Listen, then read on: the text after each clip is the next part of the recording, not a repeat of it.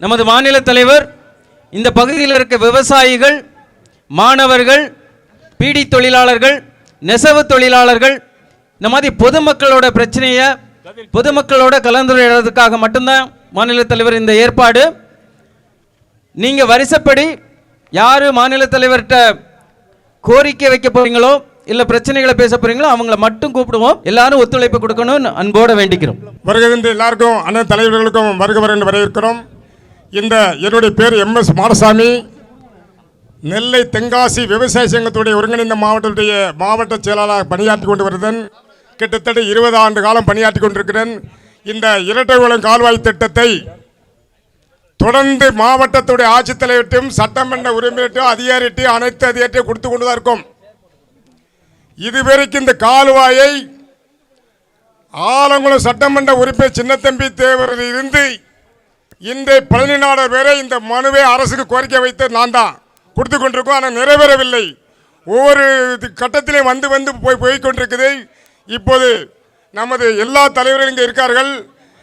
இந்த அரசு அடுத்து அமைஞ்ச உடனே இந்த திட்டத்தை நிறைவேற்ற உடனே நீண்ட நாள் கோரிக்கை. ஆற்றுல பாருங்க தண்ணி வீணாக போகுது. நேற்று பார்த்து வந்தோம். நெட்டூர் ஆற்றுல ரெட்டோளம் கோலம் பெரிய தண்ணி போய்கிட்டு இருக்கு. வேஸ்டா மனமல வயிற்றுச்சலாக இருக்குது.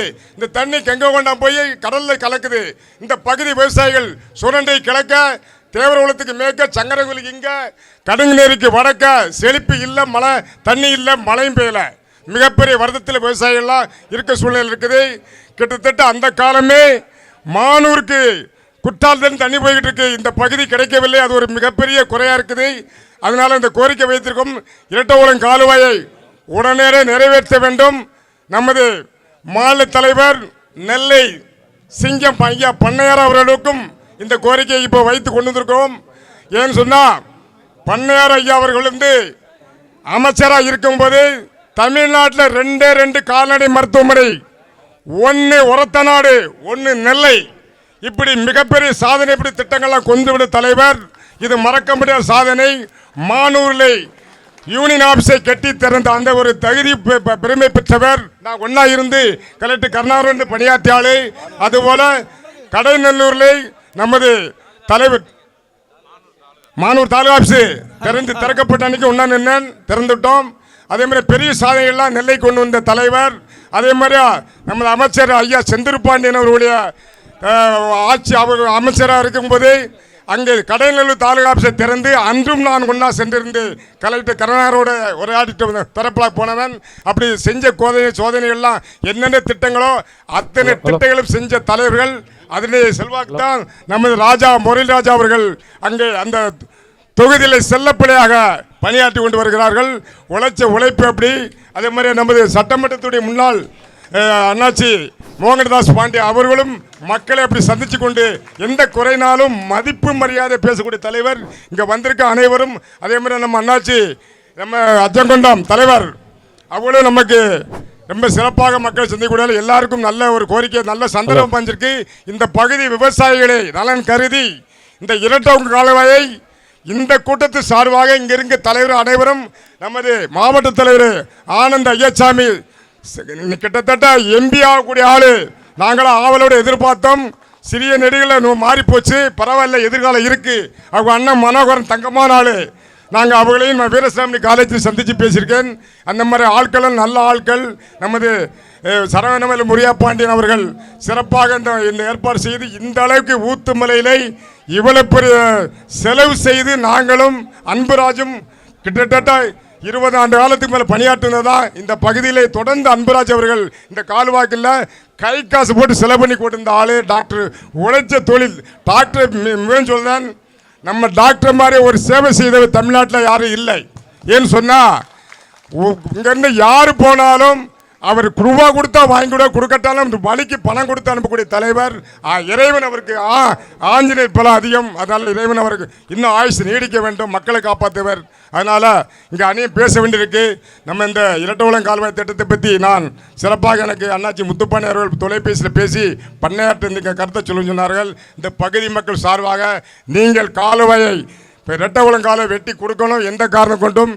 இப்போ கடைசி கட்டத்தில் எல்லாரும் பேப்பரில் மோதி அழுது கண்ணீர் இடுதார்கள். அது அப்படி இல்லை. ஒரு வருஷத்துக்கு முன்னால இந்த அரசாங்கம் செய்யலனா அந்த சட்டமன்ற உறுப்பினர் பதவியை ராஜினாமா செய்திருக்கணும். செய்திருந்தா அந்த அரசு பயப்படும்.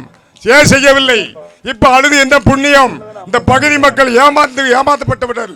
இனியாவது இருக்கிறவர்கள் சின்னத்தம்பி தேவர் காலத்தில் இருந்து பழனிநாடர் வேற 12 சட்டமன்ற உறுப்பினர் இங்கே ஜெயிச்சிருக்காங்க, ஆலங்குளமும் தென்காசியும். ஆனால் இன்னும் வரலை. நம்ம இந்த கவனத்தை பண்ணார அண்ணா ஐயாவிட்ட கொடுத்திருக்கிறேன். அது மட்டுமில்லை, இந்த கோரிக்கையை நான் சொல்கிறேன். இந்த கோரிக்கை நமது தாமிரபரணி ஆற்றில் இருந்து குழாய் ராஜஸ் குழாய் மூலமாக இங்கே 250 குளம், தென்காசி மாவட்டத்துக்கு உட்பட்ட குளம், அதை தண்ணீர் நிரப்பி கொடுத்தால் குடிநீர் விவசாய பிரச்சனை முடியும். இது நான் மாண்புமிகு கவர்னர் ஆரம் ரெய்யி அவர்களிடத்தை குற்றாலத்தில் கொடுத்திருக்கிறேன். அதோடைய நகல் அதே மாதிரி ஒரு பணுவை நம்ம பண்ணார ஐயா அவர்கள்ட்ட கொடுக்க போகிறேன். இதையும் நம்ம நரேந்திர மோடி பிரதமர் அவர்கிட்ட ஒப்படைச்சு, இது மிகப்பெரிய திட்டம். இந்த திட்டத்தை செயல்படுத்தினா இந்த தென் மாவட்டங்கள் கிட்டத்தட்ட மதுரைக்கு தெற்க தண்ணிக்கு பஞ்சமே இல்லை. இது பெரிய திட்டம். 5000 10,000 கோடி ஆனாலும் பரவாயில்ல. கேரளாவில் ஒதுக்குற நிதி உள்ளாவே விவசாயிக்கு தான் ஒதுக்குறாங்க. இங்கே வந்து நம்ம பண்டு கம்மி, விவசாயத்தை கவனம் வச்சு செலுத்தினா தான் இந்த திட்டத்தை நிறுவனம். அவன் கல் மலையை தொலை போட்டு கொண்டு போனான் தண்ணிக்கு. மலையை சுற்றி சுற்றி சுற்றி தான் கடலுக்கு போகுது. ஏன் தமிழ்நாட்டில் இருக்க தலைவர்களை செய்யவில்லைங்கிறதை கோரிக்கை வைத்திருக்கிறேன். நீங்கள் இந்த திட்டத்தை சட்டமன்றத்திலும் பேசணும், பாராளுமன்றத்தில் நமது இரும்பு மனிதன் பிரதமர் நரேந்திர மோடி ஐயா அவற்றையும் கொடுத்து இதை பேச வேண்டும் சொல்லி எனக்கு பேச வாய்ப்பளித்த இந்த நேரில் அனைத்து தலைவருக்கும் நன்றி கூறி நன்றி வணக்கம். அருமையாக இரட்டைகுளம் அளவை பற்றி பேசிய அண்ணன் மாடசாமி அண்ணர்களுக்கு நன்றி.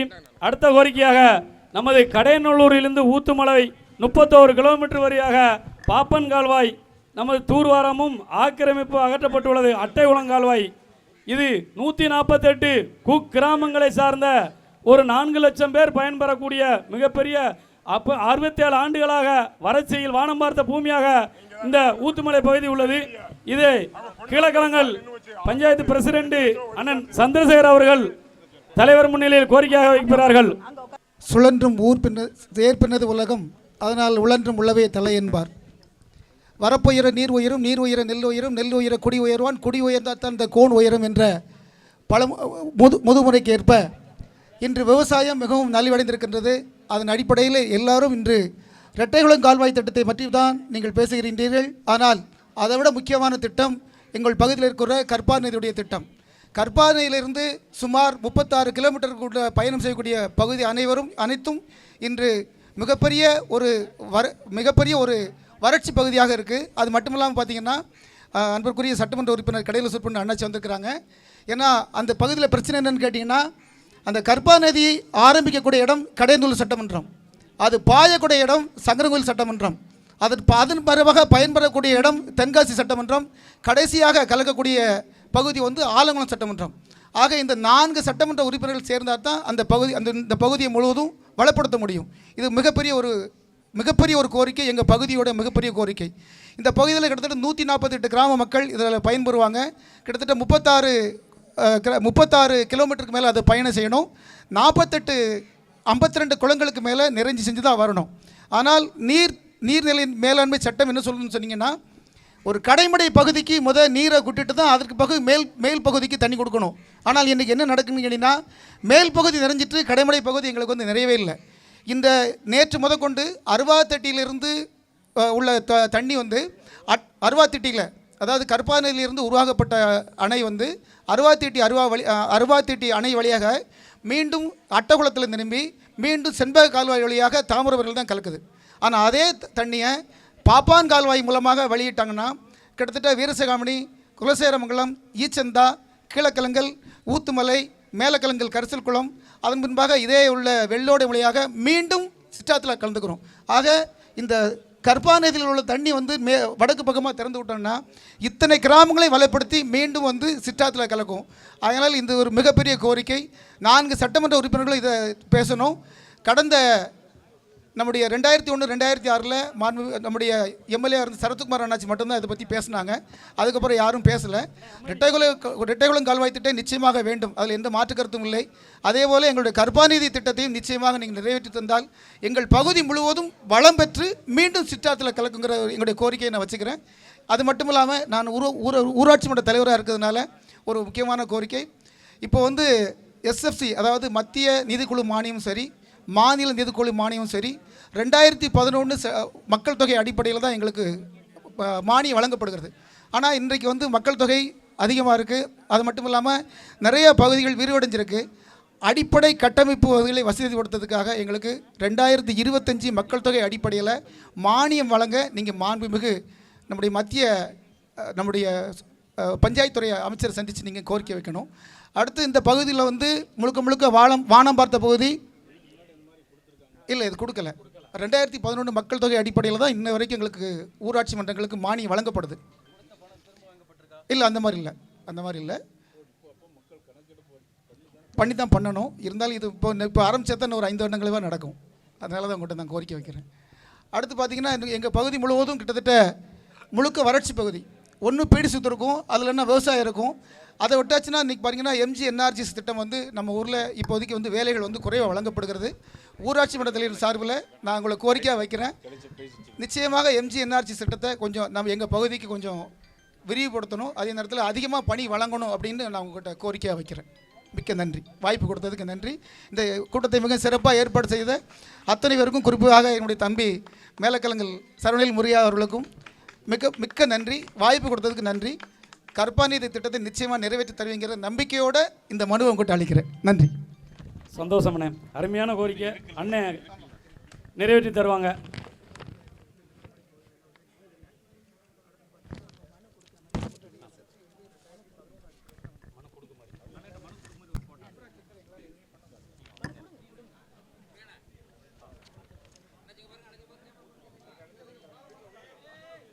அடுத்தபடியாக தாமிரபரணி சிற்றாற்று போன்ற ஆறுகளில் உபரி நீர் வன்னிக்குணந்தல் குறுவட்டம் மானாவரி குளங்கள் மூலம் விவசாயத்திற்கு பயன்படுவதற்காக வெள்ளத்துறையின எக்ஸ் ஆர்மி அவர்கள் அனைத்து விவசாய சங்க தலைவர் வன்னிக்குணந்திலிருந்து அண்ணனை சந்திக்க உள்ளார்கள். வணக்கம், அனைவருக்கும் வணக்கம். தாமிரபரணி சிற்றாறின் உபரி நீரை வன்னிக்கோனேந்தல் மர்க்காலங்குளம் குறுக்கல்வெட்டி இந்த பகுதிக்கு வறட்சியான பகுதிக்கு கொடுக்கணும்னு சொல்லி மனு கொடுத்தேன். அதுக்கு 2001 டிசம்பரில் மனு கொடுக்கும். அதான் அதுக்கு அவங்க ரிப்போர்ட்டே கொடுத்துருக்காங்க, எனக்கு ரிப்ளையே. அதான் நீரேற்றும் பம்பு மூலமாக தான் பம்ப் பண்ண முடியும். சிறுவைகுண்ட ஆணை உங்கள் வன்னிக்கோனேந்தலுக்கு 95 மீட்டர் சர்வேலாம் பண்ணியிருக்காங்க. 95 மீட்டர் உயரத்தில் இருக்குது. 95 மீட்டர் உயரத்தில் இருக்குது. நீரேற்றும் பம்பு மூலமாக தான் கொண்டு வர முடியும். அதை நீர் வழங்குவது சாத்தியமற்றது என்றும் அதாவது நீர் ஓடையாக கொண்டு வரது சாத்தியமற்றது. அது கீழே நீரேற்றும் பம்பு மூலமாக வழங்க முடியும். அதுக்கு முன்னுரிமை அடிப்படையில் பரிசீலனை செய்யப்படும்னு சொல்லி 2021 கொடுத்துருக்காங்க ரிப்ளை. அதை கொஞ்சம் அந்த கோரிக்கையை எப்படியாவது நிறைவேற்றி கொடுக்கணும்னு மாண்புமிகு மாநில தலைவர் அவர்களை வேண்டிக் கொள்கிறேன். அச்சங்குன்றம் கிராமத்தில் ஸ்கூல் பிரச்சனையும் மற்றும் பீடி தொழிலாளர்கள் அவர்களுடைய அடுத்த மாற்று தொழிலை உருவாக்கி தருவதற்கு வேல்பாண்டி அவர்கள் கோரிக்கை மனு அனுப்பி உள்ளார்கள். இந்த பீடி தொழிலாளர்கள் பிரச்சனை என்பது நமது பகுதியில் பீடி சுத்தாத குடும்பங்களே இல்லை. இந்த பகுதியில் மட்டும் காஜா பீடி அப்படிங்கிற ஒரு தனியார் பீடி நிறுவனம், அந்த கடையில் அதிகப்படியான மக்கள் பீடி சுற்றிட்டு வந்தாங்க. இந்த GST அமலுக்கு பிறகு வரி செலுத்துறது நிறுவனத்துக்கு என்ன பிரச்சனைன்னு தெரியலை. அதுக்கு பிறவே ஒவ்வொரு ஊர்லேயும் அந்த காஜா பீடி கடைகளை தொடர்ந்து மூடிக்கிட்டு வந்திருக்காங்க. இந்த பகுதிகளில் உள்ள மக்கள் காஜா பீடியில் பீடி சுற்றும் போது மாதம் சம்பளத்தில் PF பிடித்தம் பண்ணி அந்த PF பணம் வந்து முறையாக அந்த அரசோட கருவூலத்துக்கு செலுத்தலை. அதனால் அந்த பீடி தொழிலாளர்கள் 50 வயசில் ஓய்வு பெறக்கூடிய ஒரு சூழலில் இந்த நிறுவனம் அந்த PF கான்ட்ரிபியூஷனை செலுத்தாததுனால அவங்களால PF செட்டில்மெண்ட்டும் வாங்க முடியலை, பென்ஷனும் வாங்க முடியலை. அதில் இந்த காஜாபீடி நிறுவனம் இந்த மக்களுக்கு மிகப்பெரிய மோசடியை செஞ்சுருக்கு.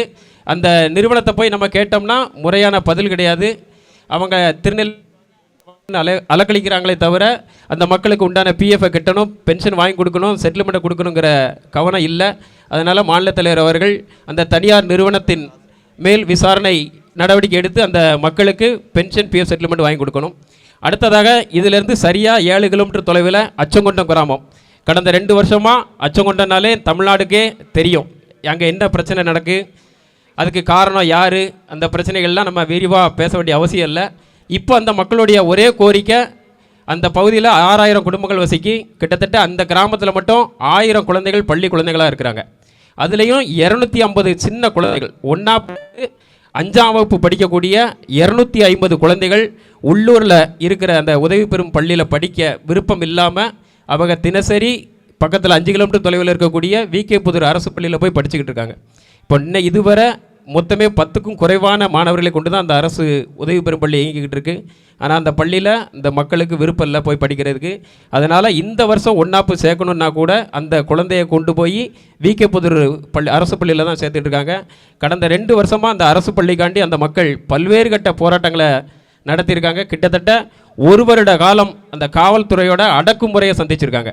அந்த கிராம மக்கள் கிட்டத்தட்ட ஒரு 160 பேருக்கு மேலே வழக்கு இருக்குது. ஒரு 30 பேர் 30 நாள் சிறைச்சாலையில் இந்த பிரச்சனைக்காண்டி சிறைச்சாலையில் இருந்திருக்காங்க. 40 பேர் 40 நாட்களாக தலைமறைவாக வாழக்கூடிய ஒரு அவலமான ஒரு நிலை ஏற்பட்டுச்சு.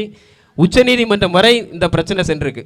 ஆமாம், அந்த பள்ளி குழந்தைகளுக்கு விரைவாக அரசு ஆரம்ப பள்ளி வேணும். அதே போல் இன்னொரு பிரச்சனை என்னென்னா, அந்த குளத்து வேலை இந்த பிடி சம்பளம் வந்து அக்கௌண்ட்டில் ஏறுது. சரியா, அந்த அக்கௌண்ட்டில் ஏறுதுன்னா இது வங்கிக்கு வந்து கமிஷன் எடுக்கலை. இப்போ 1000 ரூபா கைரேகை வச்சு எடுத்தோம்னா 1000 ரூபா நம்ம கைக்கு வந்துடும். நம்ம ஏஇபிஎஸ் ஆதார் பணம் எடுக்கிறோம் இல்லையா கைரேகை வச்சு வங்கிகளில், இப்போ இ சேவை மையத்திலேயோ பொதுவான இடத்துலையோ கைரேகை வச்சு பணம் எடுக்கலாம். இப்போ 1000 ரூபா எடுத்தோம்னா 23 ரூபா 60 பைசா கமிஷன் எடுக்கிறாங்க. ஒவ்வொரு வங்கியிலையும் கனரா பேங்கில் 30 ரூபாய்க்கு மேலே எடுக்கிறாங்க. அது வந்து இந்த மக்களுக்கு மேலே பெரிய அதிருப்தியாக இருக்குது வங்கிகளில். அதனால் மாண்புமிகு நிதியமைச்சர் அவர்களை சந்தித்து இது சம்பந்தமாக ஒரு கோரிக்கணும். அதேபோல் பீடி சுற்றும் தொழிலாளர்களுக்கு வந்து இந்த தொழிலாளர் நலத்துறை சார்பாக ஒரு அடையாள அட்டை கொடுப்பாங்க. அந்த அடையாள அட்டையை வச்சு 1ஆம் வகுப்பிலிருந்து உயர்கல்வி வரை 1000 முதல் 25,000 வரை ஸ்காலர்ஷிப் கிடைக்கும். ஆனால் அந்த ஸ்காலர்ஷிப் வேணும்னா அந்த அடையாள அட்டை அந்த தொழிலாளர் நலத்துறை கொடுக்கணும். ஆனால் கடந்த 6 மாதமாக அந்த அடையாள அட்டை கொடுக்குறத நிப்பாட்டிட்டாங்க.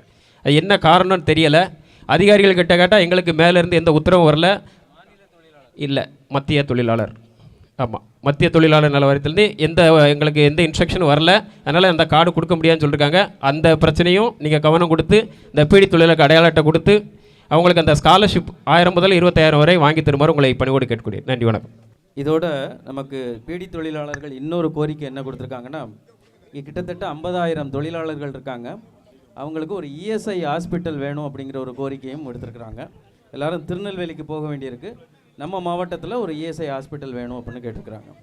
அடுத்தபடியாக சங்கரங்கோயில் சுற்றியுள்ள பகுதியில் சுமார் 10,000 விசைத்தறிகளும் 2000 கைத்தறியும் சுமார் 25,000 தொழிலாளர்கள் உள்ளார்.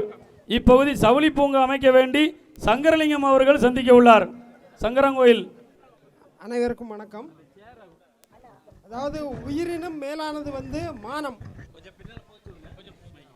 உயிரினும் மேலானது வந்து மானம்.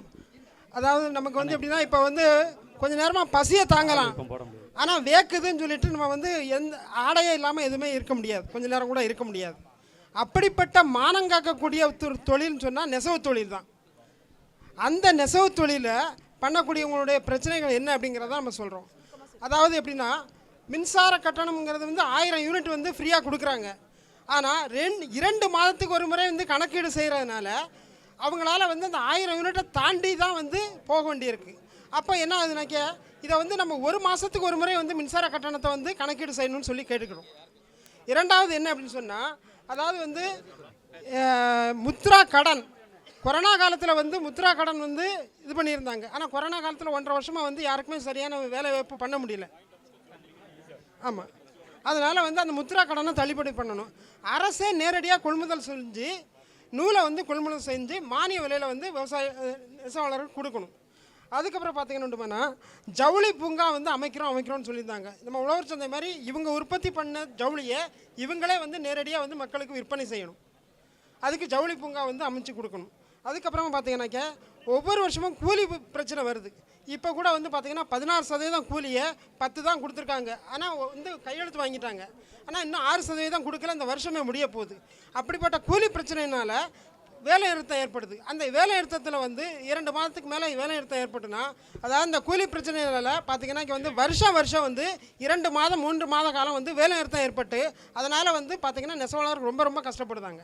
இந்த மாதிரிப்பட்ட பிரச்சனைகளெல்லாம் வந்து தீர்த்து வைக்கணும்னு கேட்டு ஊத்துமலை மையமாக வச்சு யூனியன் ஆஃபீஸு வேண்டி 15 பஞ்சாயத்துகளில் தீர்மானம் நிறைவேற்றப்பட்டது. அந்த கோரிக்கையை நிறைவேற்ற சொல்லி பாசமிகு அண்ணன் சரவணவேல் முருகையா பிரசிடெண்ட் அவர்கள் இப்போதான் அண்ணன் சார்பாக கோரிக்கை வைப்பார்கள். அனைவருக்கும் வணக்கம். இன்று ஊத்துமலை கிராமத்தில் இந்த பகுதியினுடைய விவசாயிகள் குறைகளை கேட்டறிவதற்காக இங்கே வருகை தந்துள்ள மரியாதைக்குரிய மாநில தலைவர் பண்ணையாரன் நயினார் நாகேந்திரன் அவர்களே, கடையநல்லூர் சட்டமன்ற உறுப்பினர் அவர்களே, மாநில தலைவர் ஐயாசாமி ஆனந்தன் அவர்களே, தென்காசி சட்டமன்ற உறுப்பினர் முன்னாள் உறுப்பினர் மாவட்ட செயலாளர் அண்ணன் செல்வமோகன்தாஸ் பாண்டியன் அவர்களே மற்றும் அம்மா பேரவையினுடைய செயலாளர் பிரபாகரன் அவர்களே, இங்கே வருகை தந்துள்ள அனைவருக்கும் நன்றியை தெரிவித்துக் கொண்டு, நாங்கள் மானம் பார்த்த பூமியில் சுமார் 3 தலைமுறையாக வாழ்ந்திருக்கிறோம். எங்களுக்கு மழை பெய்ந்தால் மட்டும்தான் எங்களுக்கு தண்ணி. இல்லை 2 கோரிக்கை. இப்போ ஆலங்குளம் யூனியனை 2ஆக பிரித்து 28 ஊராட்சி மன்றமாக இருந்துச்சு. இன்றைக்கி அது 32 ஊராட்சி மன்றங்களாக ஆயிடுச்சு. ஆக நான் ஊராட்சி மன்ற தலைவராக இருக்கின்ற பொழுது 28 ஊராட்சி மன்ற தலைவரிடம் ஒப்புதல் பெற்று யூனியன் கவுன்சிலில் தீர்மானம் ஏற்றி ஊத்துமலை தலைமையிடமாக கொண்டு ஒரு யூனியன் ஆரம்பிக்க வேண்டும் என்று கோரிக்கை வைத்து அரசுக்கும் பரிந்துரை செய்யப்பட்டது. பரிந்துரை நடவடிக்கையில் உள்ளது என்று எங்களுக்கு தகவல் சொன்னார்கள். எனவே கனம் மாநில தலைவர் அவர்கள், ஏன்னா நாங்கள் ஆலங்குளம்லாம் போய் அலைய முடியலை, எங்களுக்கு 40 கிலோமீட்டர் ஆகிடுச்சு, இந்த கடகோடியில் இருக்கோம். அதனால் தயவு செய்து இதெல்லாம் ஒரு 20 ஆண்டு கால கோரிக்கை. இது இப்போ தான் நான் எல்லோரும் கொடுக்க மாட்டாங்க, இந்த பகுதிக்கு வந்து எதுவும் கொடுக்க மாட்டாங்க. எல்லா தலைவர்களும் கொடுத்து நாங்கள் அதை ஒப்புதல் வாங்கி அரசுக்கு அனுப்பியாச்சு. அதனால் இந்த கோரிக்கை எங்களுக்கு ஒன்று. ரெட்டகுளம் இந்த கால்வாய் திட்டத்தை பற்றி அண்ணாச்சி எல்லோரும் பேசுகிறாங்க. ரெட்டகுளம் கால்வாய் திட்டத்தில் மட்டும் ஊத்துமலைக்கு நேரடியாக தண்ணி வரும். ஆனால் வரக்கூடிய 6 பஞ்சாயத்து பாதிக்கப்படுது. அது ரொம்ப மோசமான பஞ்சாயத்து. மேலக்கலங்கள், கீழக்கலங்கள், மேலமருதபுரம், பலவத்திராமரம், மரக்காலங்குளம், இந்த 6 பஞ்சாயத்துக்கும் இதில் கிளைக்கால்வாய் வெட்டுவதற்கு நிறைய வாய்ப்பு இருக்குது. ஏன்னா தென்காசி பகுதியை சார்ந்த தொகுதி, இதெல்லாம் கடகோடி பகுதி. கிளைக்கால்வாய் நான் இதை ஏற்கனவே சட்டமன்ற உறுப்பினர்கிட்ட கூட கோரிக்கையாக சொன்னேன். எப்படி கிளைக்கால்வாய் வெட்ட முடியும்னு கேட்டாங்க. ஒரு பகுதி தண்ணி வந்துச்சுன்னா வடபகுதி தண்ணி வராது. அது கிளைக்கால்வாய் அருணாசலபுரம் மேற்க ஒரு ஊர் இருக்குது, கிராமம் ஆனைகுளத்துக்கு கிளக்கூடிய அருணாசலபுரம்ங்கிற ஒரு கிராமம் இருக்குது. அந்த கிராமத்துக்கு மேற்கூடி குளத்து வழியாகவே வரும். கிளைக்கால்வாய் அமைத்து மேலக்கலங்கள் குளம் இருந்ததுன்னா அதுக்கப்புறம் கீழக்கலங்கள் மேலமரம் எல்லாமே கிழக்காமல் இறக்கமான ஏரியா. பூரா ரோட்டு மார்க்குமே கால்வாய் வர்றதுக்கு வாய்ப்பு இருக்குது. 6 பஞ்சாயத்து, மேலக்கலங்கள், கீழக்கலங்கள், நவநீச, மேலமருதபுரம், பலபத்திராமரம், மரக்காலங்குளம், இந்த 6 பஞ்சாயத்து நம்ம தொகுதியில் வரனால இதை நீங்கள் கட்டாயம் எங்களுக்கு கிளைக்கால்வாய் அமைப்பதற்கு பணியாளர்கள் எங்களுக்கு அது முழு ஆதரவு விட்டு அதை செய்ய வேண்டும். ஏன்னா இது யாரும் இது நாள் வரைக்கும் இந்த கோரிக்கை வைக்கல. நான் அந்த பகுதியில் இருக்கிறனால சொல்கிறேன். அடுத்து இந்த பகுதியினுடைய நாங்கள் பாருங்கள், தென்காசி பகுதி இந்த சட்டமன்றத்தை நிர்ணயிக்கக்கூடிய தொகுதி. கருவந்தா பகுதியில் 9 பஞ்சாயத்துக்கு இந்த பயிர் காப்பீடு பிரதமரால் அறிவிக்கப்பட்ட பயிர் காப்பீட்டத்தில் வந்து இந்த 3 ஆண்டுகளாக எங்களுக்கு கொடுக்கவே இல்லை. நான் மாவட்ட ஆட்சித்தலைவர்கிட்ட போய் கோரிக்கை வச்சேன். யாருமே ஏற்றுக்கல. விவசாய அதிகாரிகள் யாரும் இங்கே வந்துட்டாங்கன்னா தெரியணும். தவறான புள்ளி விவரத்தை கொடுத்தாங்க. இந்த பகுதிக்கு வந்து 5 ஆண்டு காலமும் நீங்கள் ஒரே ஈல்டு எடுத்துகிட்டு கேட்டாங்க. எந்த ஈல்டு யார்கிட்ட கொடுத்தேன்னு கேட்டேன். பதில் சொல்ல முடியும். இதை விட எங்களுக்கு கவர்மெண்ட்டே ஒரு 4000 ரூபா ஒரு ஏக்கர் கொடுத்துச்சு. அதை தவறான தகவலை சொல்லி எங்களுக்கு இந்த ஒரு 3 ஆண்டுகளாக இந்த 9 பஞ்சாயத்து மட்டும் கருவந்தாப்பிற்காவில் உள்ள 9 பஞ்சாயத்துக்கும் பயிர் காப்பீடு. ஏன்னா பிரதமர் திட்டம் சரியான திட்டம். விழாத விவசாயிகள்லாம் இடத்த தரிசை உழுதக்கூடிய ஒரு வாய்ப்பு கிடைச்சிது. அந்த திட்டத்தை இது பண்ணி இப்போ அதை நிப்பாட்டிட்டாங்க. நாங்கள் பல கோரிக்கை வச்சோம். மாவட்ட ஆட்சித்தலைவர் உங்களுக்கு நாங்கள் மறு ஆய்வுக்கு ஆள் போட்டிருக்கோம்ட்டா, மறுபடி போக முடியல, முடிஞ்சு அடுத்த மாதம் ஃபோன் பண்ணி வச்சுருக்கேன். அதனால் தயவுசெய்து இந்த பகுதியை எங்களுக்கு முழுமையான நிறைய விஷயங்கள். இன்னும் ஒன்று சின்ன விஷயம், நிறைய பகுதி மக்கள் டிராக்டர் வாங்கியிருக்காங்க. டிராக்டர் வாங்கி நம்ம அரசாங்கமே அது தள்ளுபடி பண்ணிடுச்சு.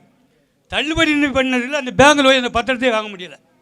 நிறைய விவசாயிகள் கோர்ட்டு நாடு எங்கே இல்லாமல் அழிஞ்சிட்டாங்க. அந்த டாக்குமெண்ட்டை கொடுக்க அம்பாசமுத்திரம் பேங்க் நம்ம ஏரியா பக்கம் நிறைய கொடுத்தாங்க. அந்த பேங்க்லேருந்து டாக்குமெண்ட் பொம்பளை பிள்ளைகளும் அலைஞ்சு பார்க்க வாங்க முடியலை. இதையும் நீங்கள் மனதில் கொண்டணும். அதுக்காகிட்டு நிறையா நான் ஏகமாக பேசக்கூடிய அளவில் திட்டத்தில் நல்லா பேசுவேன். காலத்தின் நலன் கருதி எங்களை எல்லோரும் உங்களை சந்திக்கிறதுக்கு எங்களுக்கு வாய்ப்பு கொடுத்த இந்த நிர்வாகிகளுக்கும் இந்த கூட்டத்தை சிறப்பாக நடத்திய பிஜேபியினுடைய மாவட்ட தலைவர் உங்கள் ஒன்றிய தலைவர் எல்லாத்துக்கும் பொறுப்பாளர் அனைவருக்கும் நன்றி கூறி விடைகளில் நன்றி, வணக்கம். மேடையில் அமர்ந்திருக்கும் தலைவர் அவர்களுக்கும் இந்நாள் சட்டமன்ற உறுப்பினர் அவர்களுக்கும் எனது மனமார்ந்த நன்றியை தெரிவித்துக்கொண்டு, எங்கள் ஊத்துமலையிலிருந்து ருக்குமணியம்மாள்புரம் அதுக்கப்புறம் தேவரோளத்துக்கு இடைப்பட்ட இடத்துல ஒரு 600 மீட்ரு ஃபாரஸ்ட் ஏரியா இருக்குது. 2 பக்கமும் தார் ரோடு போட்டிருக்காங்க. ஆனால் அந்த நடுவில் தார் ரோடு போடுறதுக்கு ஃபாரஸ்ட் டிபார்ட்மெண்ட்டு எதிர்ப்பு தெரிவிக்கிறதுனால ரோடு போட முடியலை. அந்த ரோடு போட்டால் தேவர்குளம், ஊத்துமலை, ஆலங்குளம் வழியாக பஸ் போக்குவரத்து நடத்துறதுக்கு உதவியாக இருக்கும். நிறைய மக்கள் இதனால் பயனடைவார்கள். ஏன்னா ஒரு அவசர ஆத்திரத்துக்கு இறப்புகளுக்கோ அல்லது ஒரு நல்ல காரியங்களுக்கோ சுற்றி போக வேண்டியிருக்குது. சங்கரங்கோயில் போகணும், இல்லைன்னா ஆலங்குளம் போய் அப்படி சுற்றி போக வேண்டியிருக்கு. இடையில் இந்த ஒரு 600 மீட்டர் தூரத்துக்கு ரோடு போடுறதுக்கு ஃபாரஸ்ட் டிபார்ட்மெண்ட்டை அணுகி அதுக்குள்ள வழிமுறைகளை செய்து தரும்படி தலைவர் அவர்களையும் நமது சட்டமன்ற உறுப்பினர் அவர்களையும் கேட்டுக்கொள்கிறேன். என் பேர் வேலுச்சாமி, அண்ணாமலைப்புதூர். நான் முன்னாள் இஸ்ரோவினுடைய பொறியாளராக இருந்து பணி நிறைவு பெற்றவன். அதுக்கடுத்து இன்னொரு கோரிக்கை என்னென்னா, விவசாயிகள் 6000 ரூபா மத்திய அரசு மானியமாக கொடுத்தது. அது இந்த பகுதி விவசாயிகளுக்கு நிறையா பேருக்கு பேர் நீக்கப்பட்டு அந்த 1000 ரூபாய் கிடைக்கக்கூடிய பலன்களும் நிறுத்தப்பட்டுள்ளது. அதை கவனத்துக்கு மத்திய அரசிடம் பேசி அந்த விடுபட்ட நபர்களுக்கு மீண்டும் 6000 ரூபாய் கிடைக்கிறதுக்கு ஆவணம் செய்யும்படி நமது மாநில தலைவர் அவர்களை இருகரம் கூப்பி கேட்டுக்கொண்டு விடைபெறுகிறேன். நன்றி, வணக்கம். அடுத்தபடியாக இந்த ஊத்துமலை பகுதியை சேர்ந்த விவசாயிகளின் விளைநிலங்களை நாசம் செய்யும் காற்றுப்பன்றி விஷயமாக 2 நிமிடங்களில் அண்ணன்ட்ட கோரிக்கை வைக்குமாறு அன்போடு தலைமையுடன் கேட்டுக்கொள்கிறேன். பாசமிகு பண்ணையார் அவர்களுக்கும் கூட்டணி கட்சி அதிமுக, தமிழ் மாநில காங்கிரஸ் அனைத்து நிர்வாகிகளுக்கும் வணக்கத்தை தெரிவித்துக் கொண்டு, இந்த பகுதியில் விவசாயம் பார்க்குறதுக்கு தமிழ்நாடு அரசு மாதிரியே எதிரியாக இருக்கிறது காட்டுப்பன்றிகள். இந்த அரசாங்கம் மாதிரியே தான். ஒரு 3 வருஷ காலமாக தாசில்தாரை கண்ணில் கண்டாலோ இல்லை யாரை கண்டாலோ உடனே மனுவை கொடுக்குறோம். ஆனால் அந்த மனு பூரா குப்பை தொட்டிக்கு போகுது. இதுக்கு தமிழ்நாடு அரசு நாங்கள் இதை வனவிலங்கு பட்டியலிருந்து அதை நீக்கணும், வனவிலங்கு பட்டியலிருந்து அதை நீக்கி அதை காட்டுப்பன்றியை அழிக்கிறதுக்கு அரசாங்கம்லாம் பண்ண வேண்டாம். வனவிலங்கு பட்டியலிருந்து நீக்கியாச்சுனாலே எங்கள் இடத்த நாங்கள் பாதுகாத்துருவோம். கடந்த ஆண்டு எனக்கு 2 ஏக்கர் நெல் பயிரை கம்ப்ளீட்டாக அழிச்சிருச்சு. நான் அங்கெல்லாம் போயிட்டு ஒரு வருஷம் கழித்து 18,000 ரூபா கிடச்சி. 2 லட்ச ரூபா போனதுக்கு 18,000 ரூபா கிடச்சிது. அதனால் எங்களுக்கு பெரிய தொல்லை அது. 2வது இந்த வீராணம், ஏன்னா வீராணத்தை சேர்ந்தவன். வீராணம் பெரிய குளம், பெரிய கால்வா. வீராணம் பகுதி செழிப்பான பகுதி, இது வெளியே தெரிஞ்சது. ஆனால் 3ல் 2 பங்கு புஞ்சை நிலம். அங்கே தென்னை மரம் பட்டு கிடக்கு, தண்ணி இல்லை. இப்போ அரசு அறிவிக்கக்கூடிய நிதிகள், நம்ம இழப்பீட்டு தொகை எதுவுமே வீராணத்துக்காரனுக்கு கிடைக்காது. கேட்டால் ஏன்னா அது பெரிய குளம், கால்வா பெருகிருச்சு, அவங்க செழிப்பான பகுதின்ட்டு தான். அது நஞ்ச வச்சிருக்கவனுக்கு மட்டும்தான் செழிப்பாக இருக்குது. நாங்கள் வம்பா போய்கிட்டு இருக்கோம். ஆமாம், எங்களுக்கு நான் புஞ்சை தான் கூடுதல். வீராணத்தில் 2000 ஏக்கருக்கு மேலே புஞ்சை தான் இருக்குது. நஞ்சை இருக்கிறது முக்கால்வாசி மேலே வீராணத்துக்கு போயிடுது. வீராணத்துக்காரங்களுக்கு பயனே இல்லை. அரசு எந்த மானியம் வழங்கினாலும் எது வழங்கினாலும் இந்த இதில் பயன் இல்லை. அதையும் கருத்தில் கொண்டு எங்களுக்கு அதை உடனடியாக தீர்த்து வைக்கணும். 2வது எங்களுக்கு இந்த தண்ணி பிரச்சனை, இந்த ரெட்டகுளம் வந்ததுன்னா வீராணம் பகுதிக்கும் ரெட்டகுளத்துக்கும் சம்மந்தமில்லைன்னு சொல்லுவாங்க. ஆனால் இந்த பகுதி செழிச்சா வீராணம் புஞ்சை ஏரியாவும் நிலத்தடி நீர் கிடைக்கும். அதனால் அவங்களோட சேர்ந்து நாங்களும் அந்த கோரிக்கை வச்சு எங்களுக்காக கண்டிப்பாக பண்ணையார் செஞ்சு தருவீங்க நம்பிக்கையோடு இந்த கோரிக்கை வைக்கிறோம். அனைவருக்கும் வணக்கம். இன்னும் கொஞ்சம் அமைதியாக இருங்க, அண்ணன் பேசுகிறாங்க, கொஞ்சம் அமைதியாக இருங்க. ஊத்துமலை என்கின்ற அழகிய மண்வாசனை மிக்க இந்த கிராமம் கிட்டத்தட்ட நமது பகுதியில் ஆலங்குளம் சட்டமன்ற உறுப்பினராக மதிப்புக்குரிய மறைந்த திரு கருப்பசாமி பாண்டியன் அவருடைய காலத்திலிருந்து அவரோடு பல நாட்கள் இந்த பகுதியிலே நான் சுற்றி சுற்றி வந்திருக்கிறேன். இதில் எல்லோரையும் எனக்கு அறிமுகம் இல்லாவிட்டாலும் சில பேரை தவிர பல பேர்கள் எனக்கு அறிமுகமானவர்கள். அந்த வகையில் இன்றைக்கு ஒரு பாரதிய ஜனதா கட்சியினுடைய மாநில தலைவராக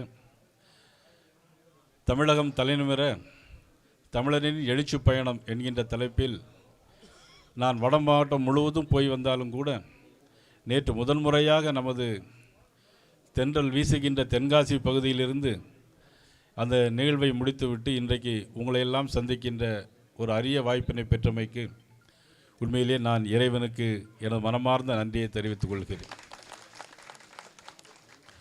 இந்த நிகழ்விலே கடையநல்லூர் சட்டமன்ற உறுப்பினர், அனைத்து இந்திய அண்ணா திராவிட முன்னேற்ற கழகத்தினுடைய மாவட்ட செயலாளர், முன்னாள் சட்டமன்ற உறுப்பினர் அதிமுக மாவட்ட செயலாளர் செல்வ மோகன்தாஸ் பாண்டியன், மதிப்புக்குரிய குட்டியப்பா என்ற முரளியர் அவர்கள், இந்த நிகழ்வில் பாரதிய ஜனதா கட்சியினுடைய மாவட்ட தலைவர் ஆனந்தன் ஐயாசாமி மற்றும் ஓராளத்தில் நமது அன்பு தம்பி முன்னாள் நாடாளுமன்ற உறுப்பினர் பிரபாகரன், SV அன்புராஜ் மற்றும் வீரபாண்டியன், தமிழ் மாநில காங்கிரசுடைய சார்லஸ் அவர்கள் மற்றும் கனகராஜ் அவர்கள், கோதை மாரியப்பன் அவர்கள், முத்துக்குமார் அவர்கள், சாமிநாதன் அவர்கள், நமது கீழப்பாவூர் அழுச்செல்வன் அவர்கள் மற்றும் வீரபாண்டியன் அவர்கள், பாலகுருநாதன், சரவரணையில் முருகையா மற்றும் இதில் இந்த முன்னால் நிற்கிறது நமது அன்புக்குரிய சகோதரி மீனாட்சி. நான் எந்த ஊருக்கு போனாலும் அந்த ஊரில் இந்த கிராம சபை கூட்டத்தை எப்படி ஏற்பாடு செய்யணுங்கிறதுக்காக தமிழ்நாடு முழுவதும் நான் போகின்ற இடங்களில் முன்னதாக ஒரு காலையில் ஒரு கிராம சபை கூட்டம், மாலையில் ஒரு கிராம சபை கூட்டம் நடக்கும். அந்த கூட்டத்தில் என்னென்ன நிகழ்வு உண்டு, யார் பேச வேண்டும் முதலில் அவர்கள் தீர்மானித்து விடுவார்கள். மீனாட்சி நித்யசுந்தர் நமது பாரதிய ஜனதா கட்சியினுடைய மகளிருடைய பொறுப்பில் இருக்கார்கள். இந்த நிகழ்வில் நமது அன்புக்குரிய பல்லவேசம் தம்பி அவர்கள் வந்திருக்கிறார்கள். இது எல்லாருமே இங்கே அண்ணாச்சி சரவணவேல் முருகையா மற்றும் எல்லோரும் இருக்கிறீர்கள். உங்கள் அனைவருக்கும் எனது மீண்டும் ஒரு முறை நன்றியை தெரிவித்துக் கொள்கிறேன்.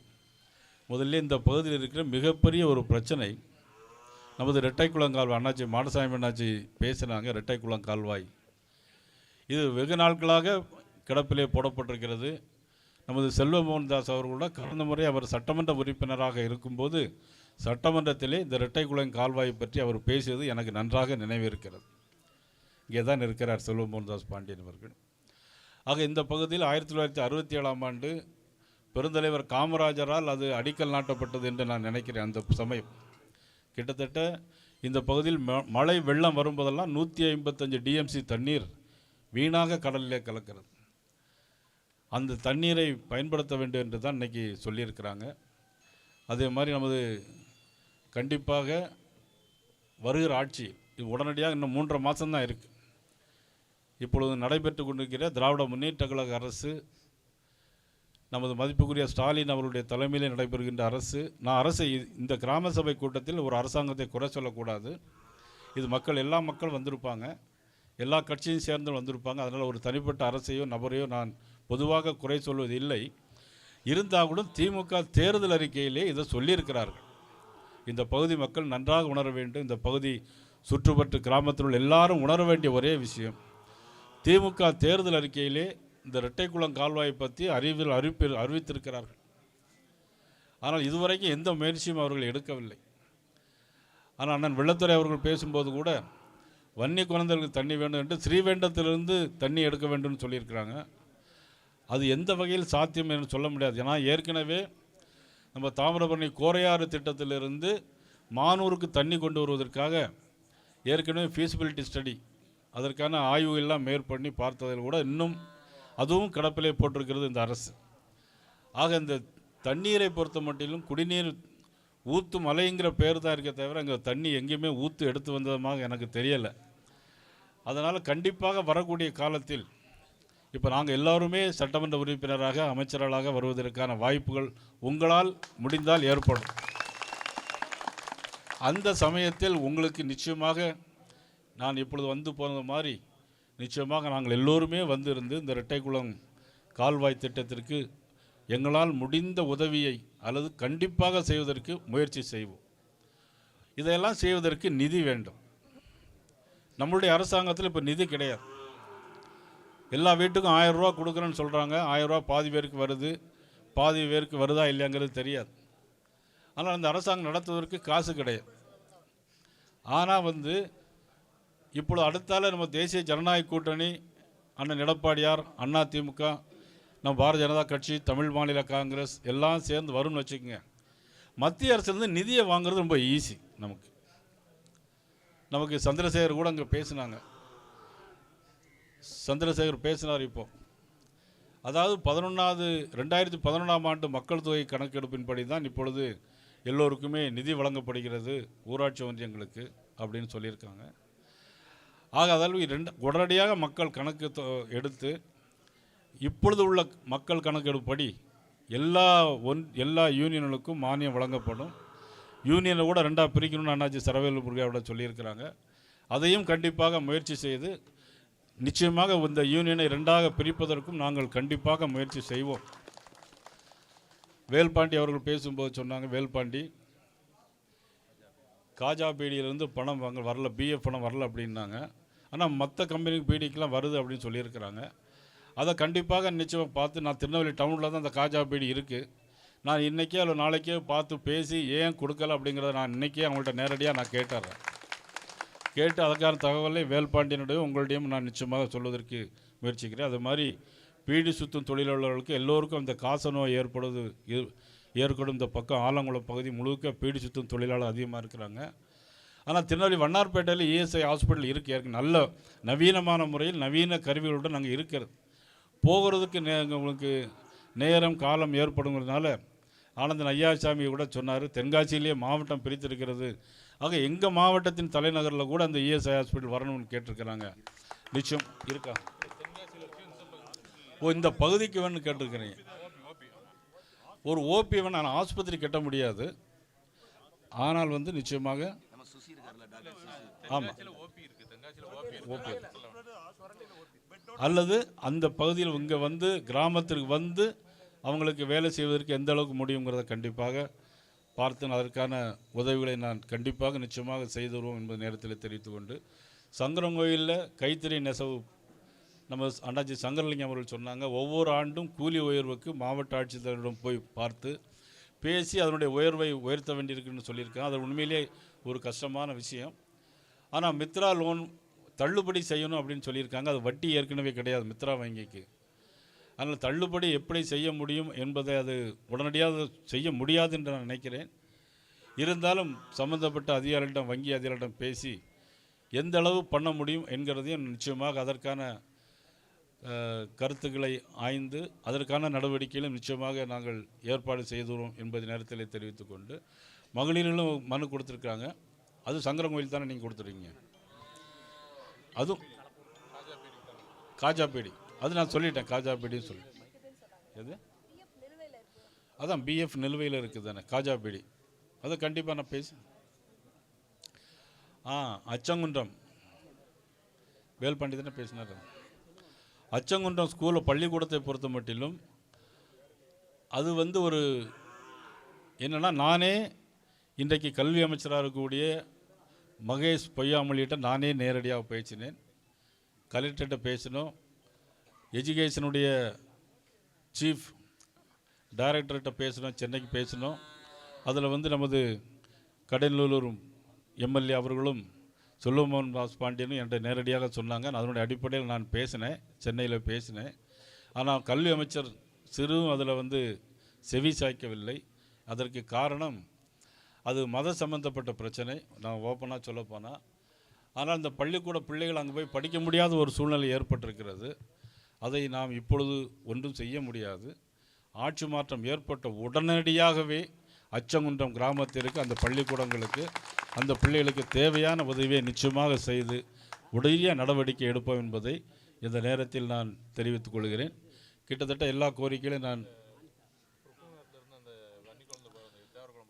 ஆமாம் வேல்சாமி நான் சொன்னார் கரெக்டாக இல்லை ருக்மணி அமல்புரம்னு இல்லை எம்எல்ஏடைய அம்மா ஊர் அது. ஆமாம் கண்டிப்பாக. அதான் ஃபாரஸ்ட்டில் ரோடு போடுறது கொஞ்சம் கடினமான விஷயந்தான்.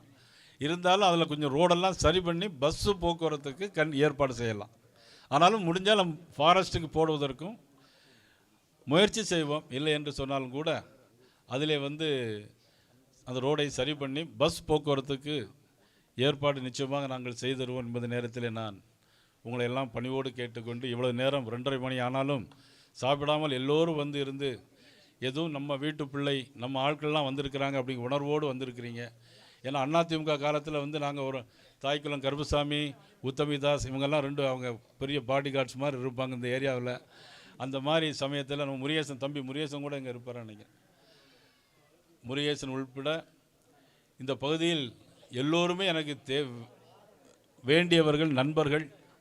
ஆக அந்த வகையில் உங்களையெல்லாம் இன்று சந்தித்ததில் அண்ணாச்சி கூட இன்னைக்கு மெட்ராஸ்லேருந்து வந்திருக்காங்க, இன்னைக்கு நிகழ்ச்சி வருந்தனுடன் வந்திருக்கிறாங்க. இன்னைக்கு அனைவருக்கும் எனது மனமார்ந்த நன்றியை தெரிவித்துக்கொண்டு, இந்த ஏற்பாட்டை செய்த சரண்வேல் முருகா அவர்களுக்கும், பாரதிய ஜனதா கட்சியை சேர்ந்த அனைத்து இந்திய அண்ணா திராவிட முன்னேற்ற கழகம், தமிழ் மாநில காங்கிரஸ், அனைத்து பெரியவர்களுக்கும், அரசாங்கம் நல்ல முறையில் செயல்படணும்னா மத்திய அரசாங்கத்துடைய துணை வேண்டும்.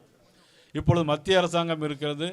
வரக்கூடிய தேர்தலில் மாநில அரசாங்கமும் நம்மளாக வந்தால் நிறைய திட்டங்களை இந்த பகுதியை கொண்டு வர முடியும் என்பதை இந்த நேரத்தில் தெரிவித்து உங்கள் அனைவருக்கும் எனது நன்றியை கூறி விடைபெறுகிறேன். நன்றி, வணக்கம்.